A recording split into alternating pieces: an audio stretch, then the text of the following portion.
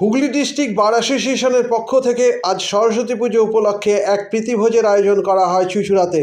উপস্থিত ছিলেন জজ সাহেব, আইনজীবী ও লোকলাকড়া।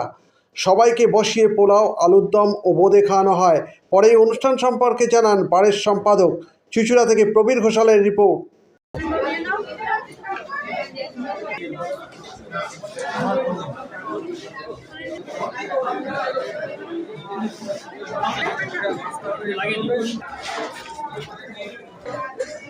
প্রতি বছরের মতো এবছরও হুগলি ডিস্ট্রিক্ট বার অ্যাসোসিয়েশনে সরস্বতী পুজো উপলক্ষে আজকে একটা গেট টুগেদার আয়োজন করা হয়েছিল। এখানে আমরা সমস্ত বারের সদস্যরা এবং জজ সাহেবরা, আমাদের এখানে যেসব কিছু ক্লার্ক আছে, সেই সবাই মিলেই আজকে এই জায়গায় আমরা বসে এই আয়োজনটা করেছি।